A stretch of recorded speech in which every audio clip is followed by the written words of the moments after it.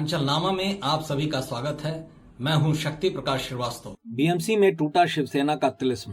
पिछले लगभग 2.5 दशकों से बृहन्मुंबई नगर निगम को अपने तिलिस्म के आगोश में जकड़ उसे अपना जागीर समझने वाली शिवसेना, आज की शिवसेना उद्धव गुट का तिलिस्म बुधवार को आखिरकार टूट गया, क्योंकि बीएमसी के मेयर पद पर बीजेपी पार्षद रितु तावड़े को बृहन्मुंबई नगर निगम यानी बीएमसी का निर्विरोध मेयर चुन लिया गया। वहीं शिवसेना शिंदे गुट के पार्षद संजय घाड़ी को डिप्टी मेयर चुना गया है। रितु का निर्विरोध निर्वाचन इसलिए संभव हो पाया क्योंकि उनके खिलाफ शिवसेना, उद्धव गुट, कांग्रेस सहित अन्य विपक्षी दलों ने कोई भी उम्मीदवार ही नहीं उतारा था। इस निर्वाचन के साथ ही बीएमसी में पिछले लगभग 4 वर्षों से चला आ रहा प्रशासनिक व्यवस्था का अंत हो गया। साथ ही शिवसेना की 2.5 दशकीय यात्रा को भी विराम मिल गया। इतने समय बाद बीजेपी को मिली मेयर की बागडोर मुंबई के सियासी परिदृश्य में एक महत्वपूर्ण बदलाव का संकेत माना जा रहा है। निर्वाचन के बाद राज्य के मुख्यमंत्री देवेंद्र फडणवीस और उप मुख्यमंत्री एकनाथ शिंदे ने मेयर रितु को बधाई देते हुए जनता से पारदर्शी और जन केंद्रित प्रशासन का वायदा किया। उन्होंने कहा कि तावड़े और घाड़ी के नेतृत्व में महायुति गठबंधन बाला साहब ठाकरे की जन्म शताब्दी वर्ष की परिकल्पना के अनुसार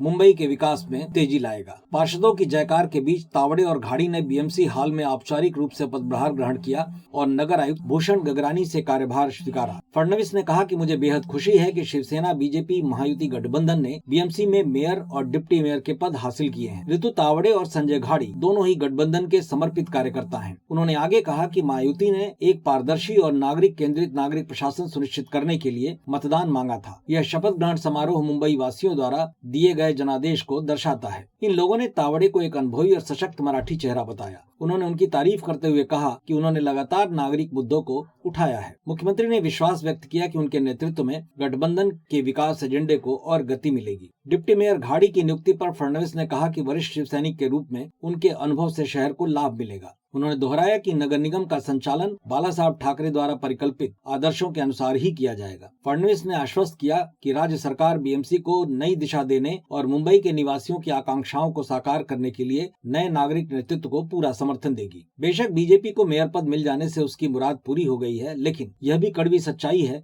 कि आने वाले दिनों में उसकी राह बहुत आसान नहीं होगी। उसे हर कदम हर पल जन आकांक्षाओं के अनुरूप अपने को प्रमाणित करना होगा। मतलब की बात में आज बस इतना ही।